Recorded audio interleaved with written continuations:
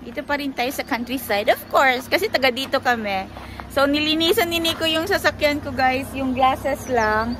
Tapos dun sa, ano yan, windshield. Kasi nga, yung mga puno dito, guys, nagre-release lang sila ng parang gummy liquid na napupunta siya doon sa glass ng sasakyan. Tapos, madikit siya. So, nilinisan ni Nico. Pero madumi pa yun yung sasakyan ko. Pero taga-bukid man ako, guys. So, hindi namin kailangan na ipa-carwash to na ipa-carwash. Kami lang ang mag-carwash nito kasi meron kaming maraming water na galing dyan sa balon. Tingnan nyo yung harap ng sasakyan ko, guys. Kita nyo may mga lamok. Kasi pag nagda-drive dito pag gabi, maraming lamok, guys. Tapos, pumupunta sila sa direksyon ng ilaw. Kaya andyan, marami yan, guys. Yan o, sobrang daming lamok. But that's okay. Tapos ito na yung kahoy na kukunin nila Rusum today, yung kasama ko sa work. Natapos na to. This is kuivo only, birch trees. She wants kuivo. I thought she wants mixed. Kuivo. Yeah, so ito na yan, guys. Kukunin nila ito pero ibabalik nila itong trailer kasi sa amin man itong trailer. Ayan, ready na yan para may kahoy sila para sa kanilang winter. Yung apple tree dito, guys, isa lang yung puno. Apple tree lang siya. Tapos, last year, guys, wala itong bulaklak. Pero this year, guys, grabe, sobrang daming bulaklak.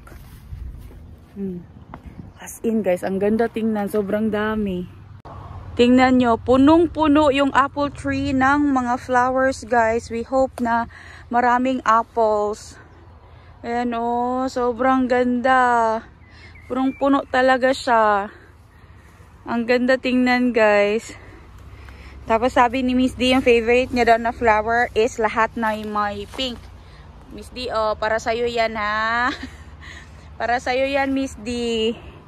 Yan pa, oh. Kasi yung apple, guys, meron siyang tinged of pink yung kanyang flower. Depende sa apple. Merong apple na, like yung crab apples and other varieties of apples. Meron silang reddish, merong pinkish, and yung andito sa amin is yung whitish na pinkish yung color yung kanyang mga flowers. Sobrang hahaba ng damo na dito, guys. So, kailangan namin itong i-grass cutter. Siguro mamayang hapon. Doon, oh, sobrang gulo pa talaga dito sa amin, guys. Kasi nga, wala nga talaga kaming maraming oras ni Nico. Trabaho talaga iniisip namin. Ayan. So, ito na yung mga birch trees ni Nico. Oh, they grow so well. But these are dry. They need to be water. Yeah. So, ito yung mga birch trees, guys, na seedlings. I think this is more than 200 pieces. How much is it? 100 maybe. 100 some. More than 100. Yeah. Tapos, meron pa doon yung sa may hagdanan.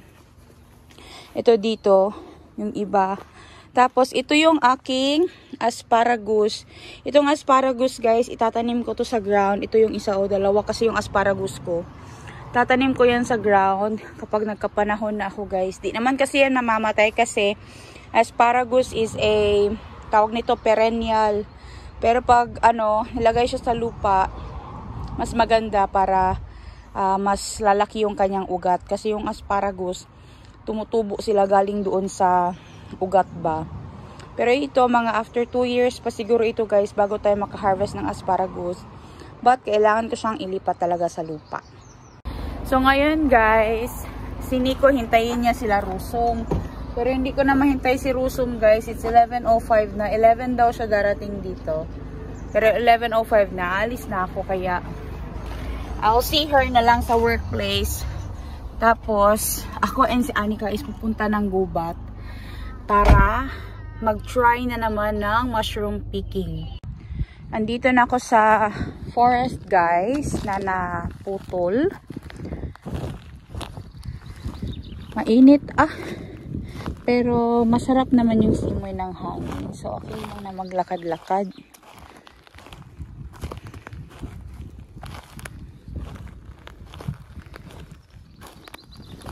Ay, kailan na tayo makakita ng mushroom na yun? Kahit one time lang, gudoy.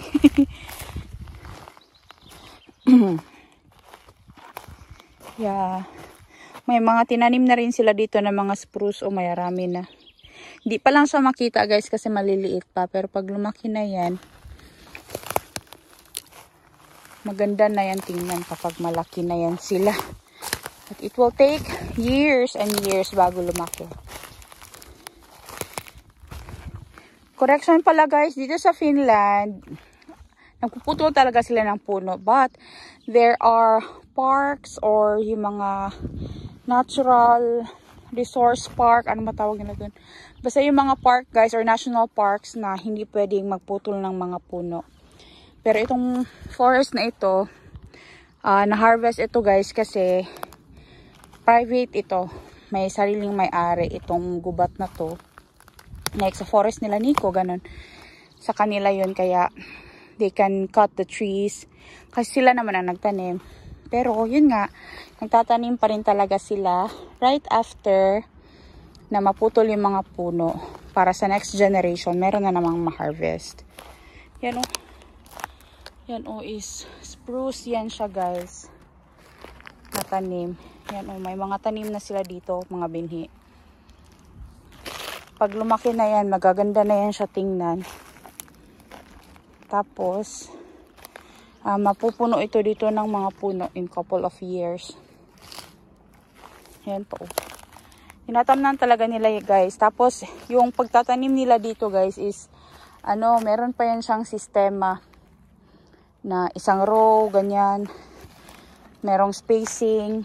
Pero, hindi talaga may iwasan na magiging crowded yung forest kasi nga maraming ang mga seeds na nagkalat sa air, lalo na kapag springtime and summertime. Kaya magsispread siya, tutubo din sila kung saan sila landing.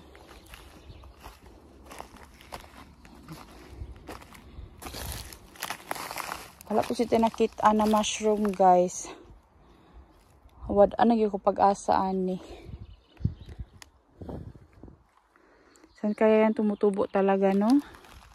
Never pa ako nakakita ng mushroom na yun. Balik na ako, guys, kasi nasuyod ko na yan lahat. Diyan na.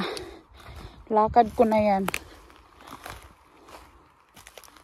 Doon kaya sa kabila. Tawid ako dito sa parang may tawag nito. Kanal dito. Hindi na siya dry, guys. Moist na siya actually. Yung sa taas lang is dry siya tingnan. But actually, it's already moist kasi umulan na nung isang araw.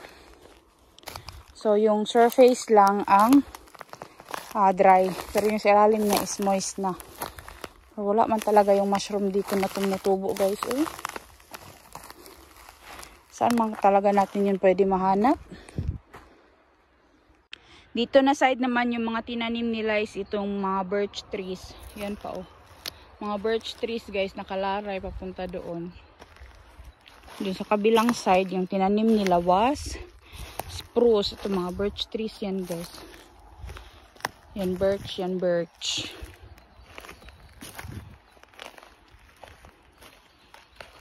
Dami ng tanim dito, Pero mga puno talaga, guys. Ito is saag lang yan na tanim, pero ito is birch. Hindi talaga nila iniiwan na empty yung forest, guys, kasi bawal yun dito. Hindi sila makakatanggap ng benefit kapag hindi nila tinamnan yung gubat nila. Kahit nga yung fields guys, dapat taniman yun kasi hindi sila makakatanggap ng tuki or yung support nga galing sa EU. Wala tayo ditong nakita guys, so lilipat na naman ako ng ibang forest, another side na naman. Hanap ako ng forest na na-harvest na nga siya. Grabe guys, sobrang init na dito, 25 degrees na. Ito ang spring and summer sa Finland. Pero definitely mas mainit pa rin dyan ngayon sa Pilipinas. Pinaliguan sandali ni Nico yung sasakyan ko guys kasi masyado daw maalikabok. Sabi ko okay lang yan na maalikabok kasi taga-bukid man tayo. Pero sabi niya ano daw, i-wash niya lang daw sandali para matanggal daw yung mga pollen. Sobrang dami kasi talagang pollen guys kapag springtime dito. Kahit yung friend ko na si Rusum, meron siyang pollen allergy. Ano daw yung kanyang ilong tapos yung kanyang throat. Hanon si Sala. Yeah, hinahanap din ko si Anika kasi bumaba si Anika, pumasok ng loob ng bahay. Sabi ko na wala akong napala sa forest guys na mushroom, pero na-enjoy ko naman yung lakad ko doon kahit sobrang init. Papunta kami ng Castari guys kasi kukunin ni Nico yung isang sasakyan na merong Coco or yung tawag niyan, yung makonexyonan siya nung nung carro. Kasi itong sasakyan ko walang ganun. So kunin natin yung isang sasakyan, yung Mercedes, tapos imimit na lang namin sila Rusum sa Karkainen para doon na namin kunin yung carro na pinaglagyan ng kahoy nila today. Sobrang ganda ng fields guys, as in puro dandelions and greens na talaga. Kakahugas lang ni Nico guys ng glass. Tingnan nyo, meron na namang insect na tumama sa sasakyan. Sa countryside talaga hindi kailangan na sobrang malinis yung sasakyan mo.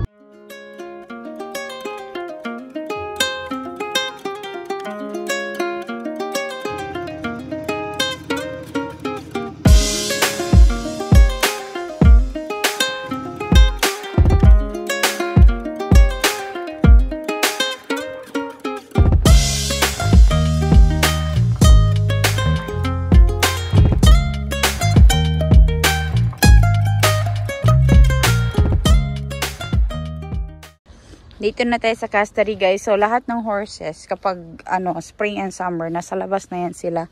And very soon ita-transfer na yan sila doon sa field. Moy Heidi. Son ihon to si Kaunis. Son ihon Kaunis. When are they going to the field, the horses? Huamena. Oh, now there's lots of dandelions.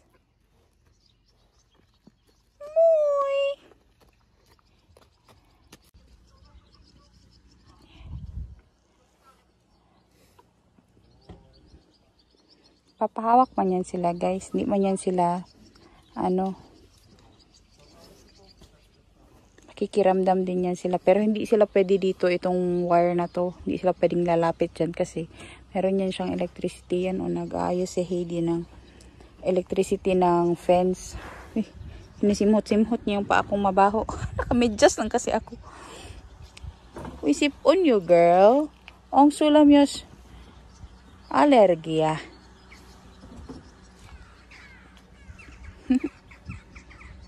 Yung ibang horses is andoon.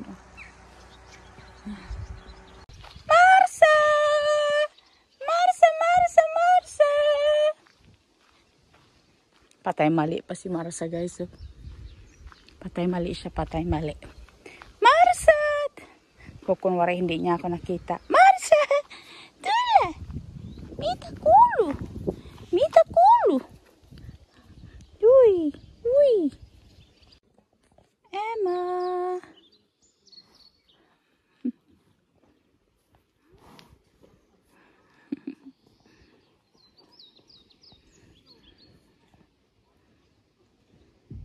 Yung anak niya guys andoon Emma. Bait nito ni Emma guys. Big mama. Big mama Emma.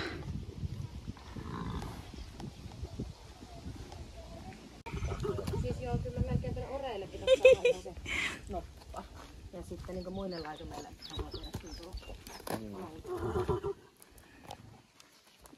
Daddy, the horse is laughing.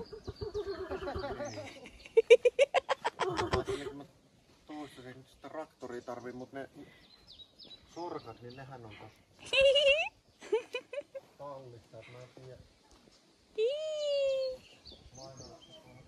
Laughing, it's laughing, guys. It's so beautiful. Yeah. Lalabas nila yung ibang kabayo, guys, kasi ano nila. Ay! Otan kohta pois, ettei toi emä saa raapata. Joo, hieno on. Mennään poli pois ennen kuin raapasta. Taitavasti. Ito yung si Emma, guys, tsaka yung anak niya. Ganda nila tingnan. Emma!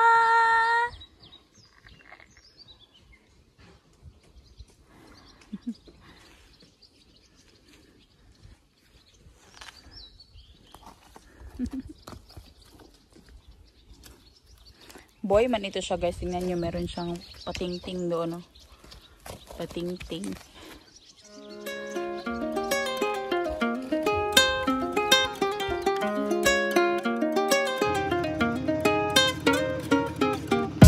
Kapo! Ang kukuma, kapo. Wow, makuma. Kaya ang parang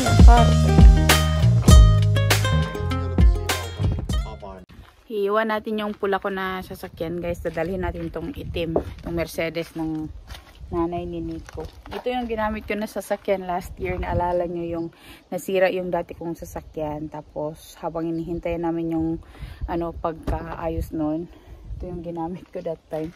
Sobrang sarap i-drive nito, guys, kasi sobrang malaki siya. Tapos basta masarap siyang i-drive. I don't know bakit ganun yung Mercedes. Let's go, guys. Kakain muna kami sa Matkakidas. Tapos, i-meet namin si Rusun, kukunin ng trailer.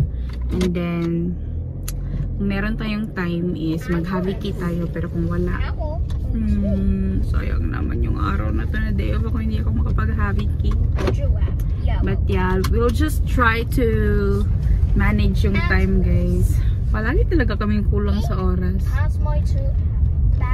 But yeah, I hope makapag-haviki tayo. Pero kung hindi naman, mag-yard work na lang ako today. Punta tayo dito sa Matkakidas, guys. Dito tayo kakain ng lunch. Hindi ko alam ano yung lunch nila. Yeah, dito tayo kakain ng lonas or lunch. So magbo-buffet tayo, guys. Meron sila ditong salad buffet, mga breads. You can mix and match your own salad.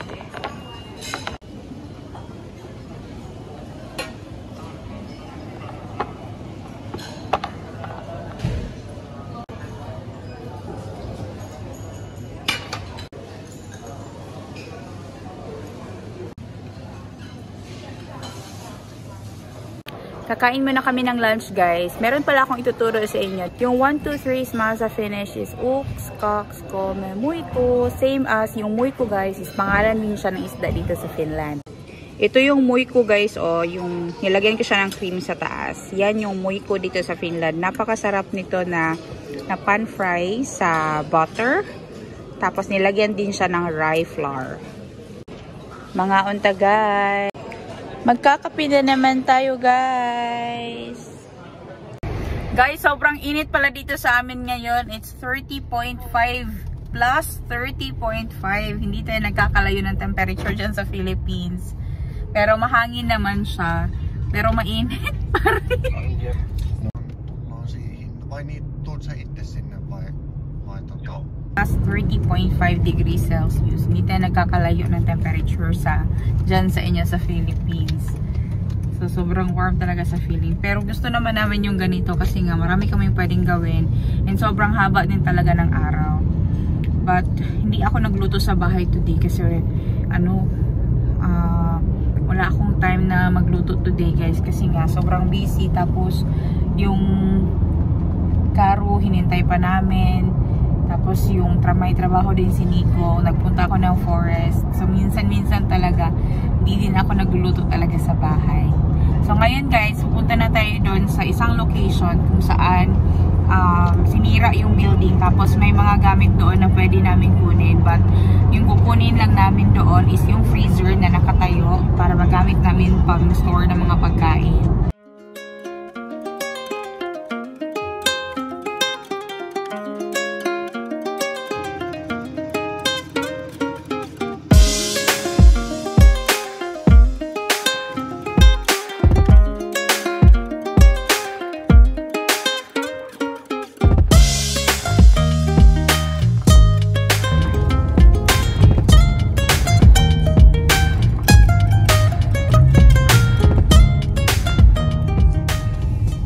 Guys, itong bahay na daw na to is i-destroy siya sa Monday na mag-start.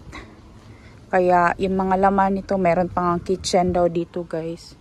I-destroy. Can you imagine? Parang yung bahay namin, I think our house needs to be destroyed as well. Pati ito guys, o itong ano daw, ibibigay daw ito. Pero wala man kayong paglalagyan nito. Yung buong bahay talaga gigibain. Tapos mag-build sila ng bago.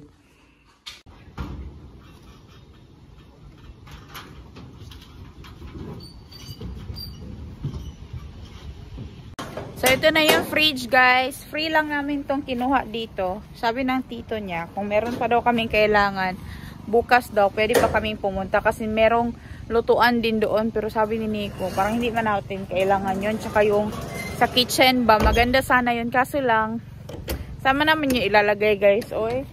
As in, guys, itong buong bahay na to, sisirain to. Grabe, no? Sirain na tong bahay na to, guys. Pero pwede pa man yan siya matirahan, oh.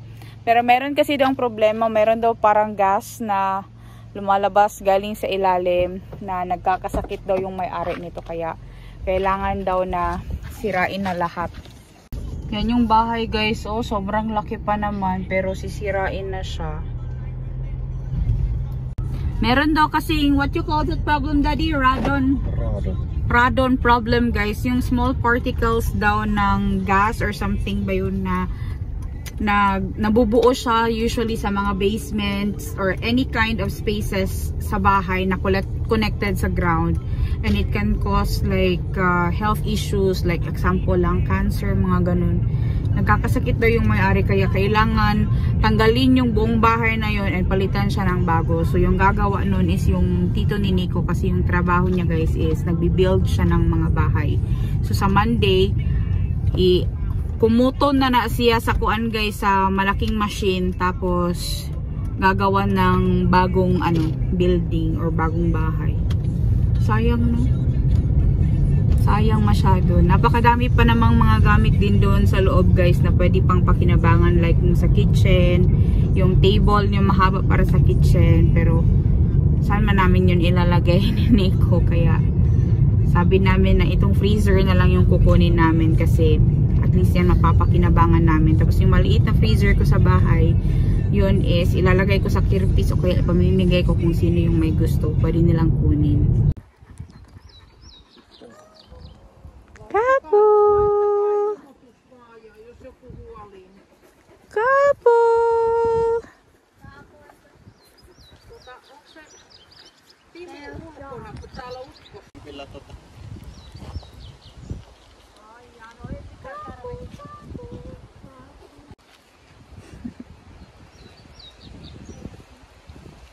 Kapo!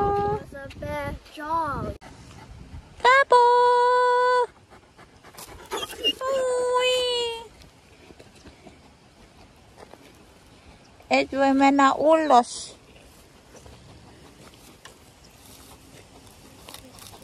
Kapo! Uulan na guys. Thank God. Uulan din ulit. Dito kami ulit sa Castari guys kasi yung sasakyan ko iniwan ko dito. Tapos dala ko itong dry na tinapay. Bibigay ka namin doon sa stable para makain to ng mga horses sa snack nila.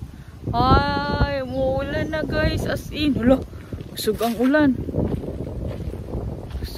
Wow, this is so nice. Kapag umulan guys, it's so nice. After a couple of days na sobrang dry. Ang kapal ng ulap doon oh.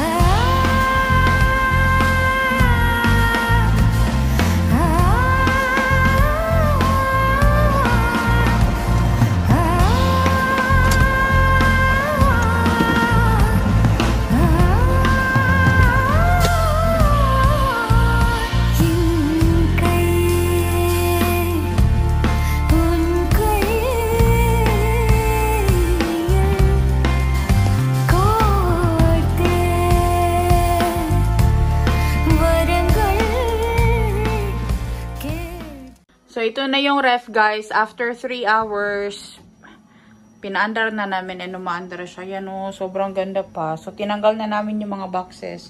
Andoon na yung mga boxes, guys. And, lalabhan natin yun. Lilinisin natin yun.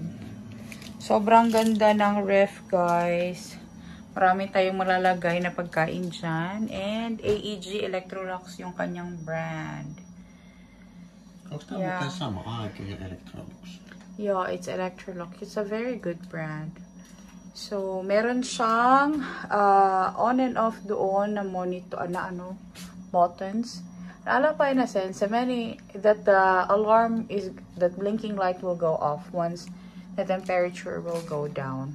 Okay. Yeah, but sobrang ganda. Tingnan niyo yung door pag ganyan siya. Oh. Maganda pa talaga siya. Kailangan lang siyang linisin.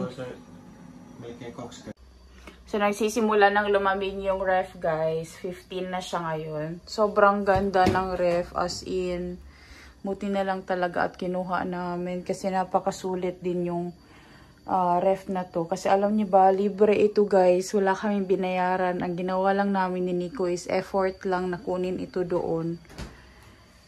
Yan. Sobrang laki ng ating ref. Thank you so much. So, yung maliit namin na ref, guys, is ibebenta daw namin for like 20 or 30 euros lang daw, sabi ni Nico. Para magamit daw namin pang Haviki yung pera. Yan, sobrang ganda ng ref talaga. Salamat talaga sa tito ni Nico, guys. So, yung mga drawers niyan is andoon. Hugasan ko pa.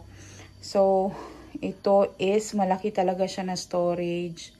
Salamat ng marami. Meron pa palang natira doon na dumi. Linisan ko muna to. Tapos, ito-transfer ko yung mga laman dito, guys, kapag lumamig na talaga siya. Sobrang ganda ng bagong ref ko. Luma man, pero bago ito. And, napakasulit kasi libre lang.